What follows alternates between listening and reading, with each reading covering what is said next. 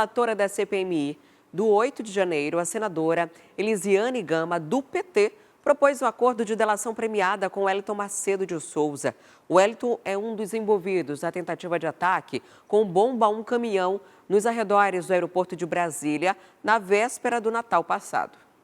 O blogueiro bolsonarista Wellington Macedo estava foragido desde janeiro deste ano e foi preso na semana passada, no Paraguai.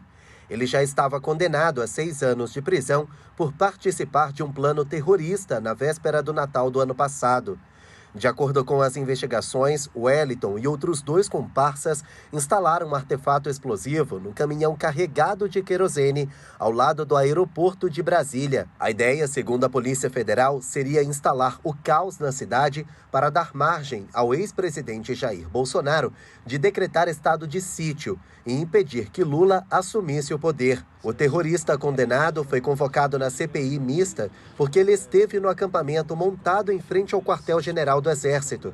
E os parlamentares querem descobrir se ele participou da preparação das invasões. No entanto, Wellington Macedo ficou calado. O senhor conhece o Mauro Cid? Eu preciso ter acesso até a isso, todas as acusações para saber se que conhece fazem o Mauro contra Cid. mim. Quando tiver tempo de conversar com a minha defesa e acesso a todas as acusações, eu volto aqui e colaboro com os senhores. O blogueiro permaneceu em silêncio porque o ministro do Supremo Tribunal Federal, Luiz Roberto Barroso, determinou que ele comparecesse à comissão na condição de investigado e não de testemunha. Por isso, ele ganhou o direito de ficar calado em perguntas que poderiam gerar uma autoincriminação. Como Wellington Macedo se recusou a responder a todos os questionamentos, a relatora da CPMI, Elisiane Gama, sugeriu um acordo de delação premiada. Na verdade, nós já temos um entendimento, através da Advocacia Geral do Senado, da possibilidade real de uma delação premiada ser feita por uma comissão parlamentar de inquérito. Então, eu coloquei à disposição dele. Ao longo do processo de investigação nosso, nós estamos constatando claramente que ele não agia sozinho.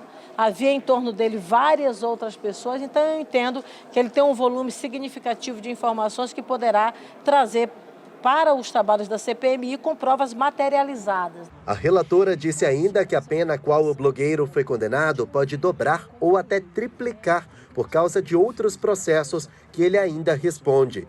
Diante disso, a defesa de Wellington Macedo não descartou o acordo, mas fez ressalvas. Antes de ontem, eu fiz um requerimento de acesso às peças que faltavam no Supremo. O ministro Alexandre ainda não despachou a tempo de chegar. Até fui intimado de um outro despacho no mesmo inquérito ontem à noite. Eu acredito que o mais tardar na segunda-feira eu já terei acesso a esses elementos. Me coloco à disposição da senhora para junto com a advocacia do Senado, a gente ter esse diálogo, eu ter acesso ao parecer que trata desse tema aqui internamente. Não temos nenhuma restrição e nenhuma limitação quanto a isso. A delação premiada tem sido usada pelos membros da CPMI como manobra, já que a Justiça tem concedido aos investigados o direito de ficarem em silêncio ou até de não comparecerem à comissão. O acordo seria um incentivo para que os investigados pudessem contribuir com o inquérito. O advogado se colocou à disposição, possivelmente na segunda ou na terça-feira nós faremos uma nova reunião, já uma reunião que ele trará esse conhecimento à mesa diretora dos trabalhos da CPMI, de forma que, se for concretizado, a gente iniciará esse processo de colaboração premiada por parte da CPMI. Me admira de que até ontem esse homem era acusado de terrorismo, era uma pessoa extremamente perigosa e do nada se propõe a fazer uma delação premiada.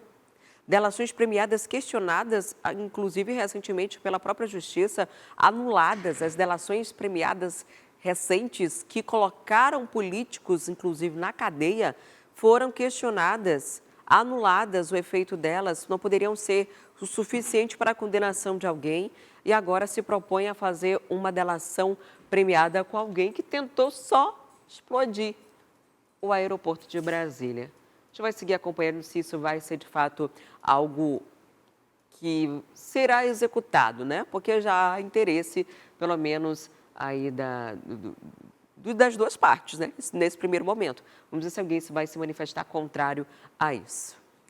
Eu sigo falando sobre Brasília, mas agora ao vivo, porque o ex-ajudante de ordens do ex-presidente Jair Bolsonaro teria dito em delação à Polícia Federal que Bolsonaro se reuniu com chefes das Forças Armadas para tentar impedir a troca de governo.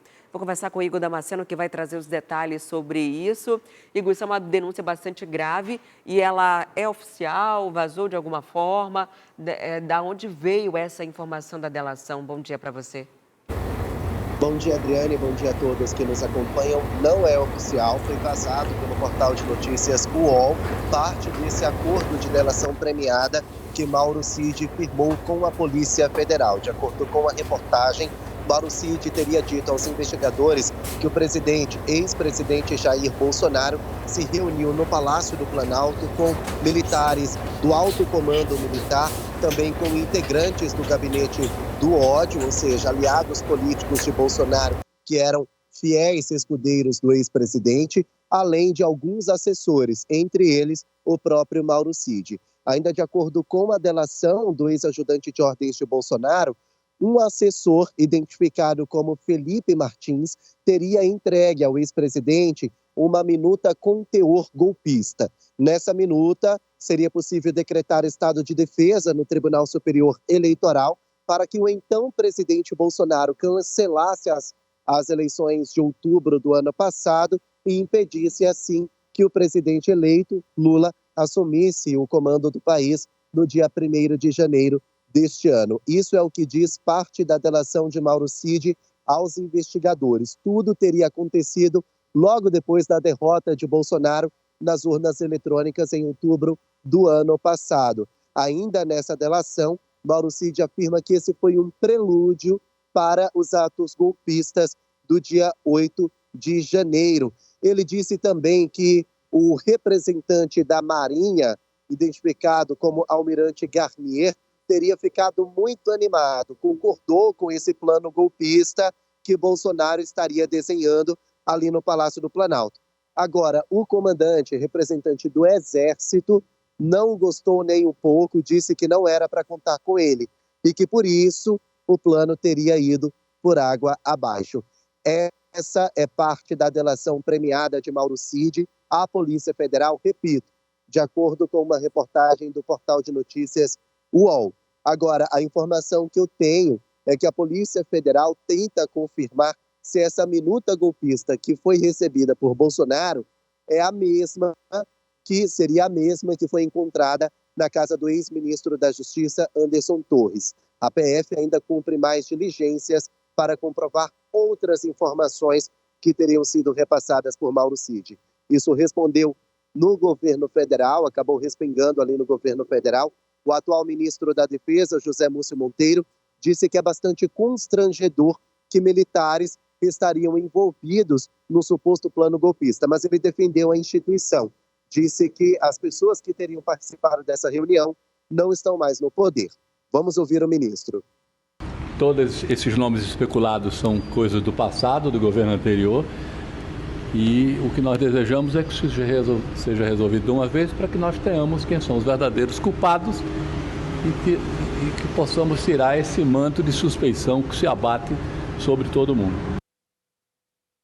Bom, agora os posicionamentos. A defesa de Mauro Cid não confirmou essas informações da reportagem, disse que o depoimento foi sigiloso e que por isso não vai passar nenhum detalhe. A defesa de Jair Bolsonaro disse que ele sempre agiu dentro das 4 linhas da Constituição e que ele nunca arquitetou um projeto que não fosse respaldado pela lei. Disse também que vai tomar todas as medidas cabíveis contra informações que chamou de caluniosas. O Exército e a Marinha disseram que sempre colaboraram com as investigações da Polícia Federal e que não compactuam com atos antidemocráticos ou golpes de Estado. Adriane. A gente vai seguir acompanhando, né, para ver se isso aqui se confirma lá na frente, esse vazamento publicado pelo portal de notícias. Agora, Igor, a Polícia Civil do Distrito Federal prendeu o pastor Osório José Lopes. Ele é suspeito de liderar um grupo criminoso que prometia lucros irreais para tirar dinheiro de fiéis. A gente chegou a falar dessa operação que aconteceu aqui e, de acordo com as informações da investigação, R$ 1 octilhão. Eu nem sei como é que escreve isso aqui, de tantos zeros que entram nesse numeral, né? Adriane, para você ter uma ideia, por exemplo, R$ 1 milhão é acompanhado do número 1, mais uma sequência de 6 zeros. R$ 1 octilhão tem a presença do número 1, acompanhado de 27 zeros. Se a gente somar a riqueza da população mundial, mais de 7 bilhões de reais, ainda assim não seria possível chegar a R$ 1 octilhão.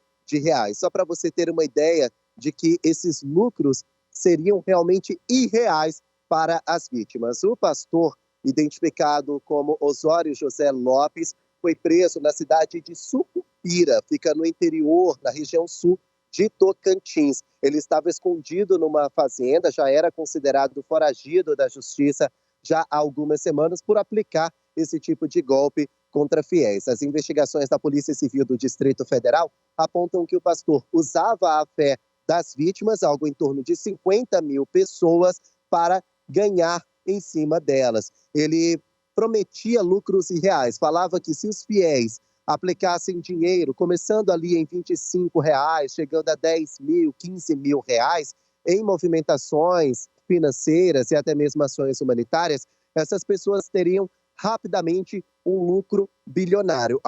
Para algumas pessoas ele prometia algo em torno de 350 bilhões de euros. Para outras, chegavam a ganhar, segundo ele, algo em torno de R$ 1 octilhão, como a gente disse, valores incalculáveis, né, em toda a riqueza mundial. O pastor foi preso no final da tarde, por volta das 5 horas da tarde, no horário daqui de Brasília. Ele é suspeito de chefiar esse esquema criminoso, esse golpe que era aplicado a fiéis do Brasil, do Brasil todo. Algo em torno de 50 mil pessoas foram enganadas por essa organização criminosa. As investigações apontam que o pastor movimentou em 5 anos 156 milhões de reais, oriundos do dinheiro que seriam justamente dos fiéis. E ele usava a internet para enganar as vítimas do Brasil inteiro. Nós temos aí um vídeo que ele divulgou na internet recentemente, falando a respeito da fé das pessoas e da responsabilidade que elas tinham no lucro. Vamos acompanhar.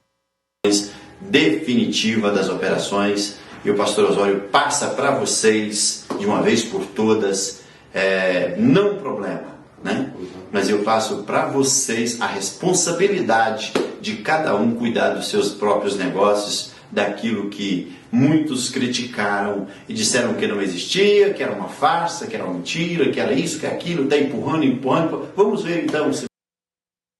Ainda ontem, uma missionária também apontada como integrante desse esquema criminoso foi presa na região sul do país. Então, pelo menos 2 criminosos nesse âmbito, nessa operação, já estão atrás das grades, viu, Adriane? A gente também vai continuar acompanhando, porque são vários outros pastores envolvidos. Era um esquema que afetava o país inteiro e com números que nem cabem na calculadora, né? A calculadora não consegue acrescentar tantos zeros. Quer ficar por dentro de todas as notícias e programação da TV A Crítica? Então já se inscreve e ativa o sininho. E até o próximo vídeo.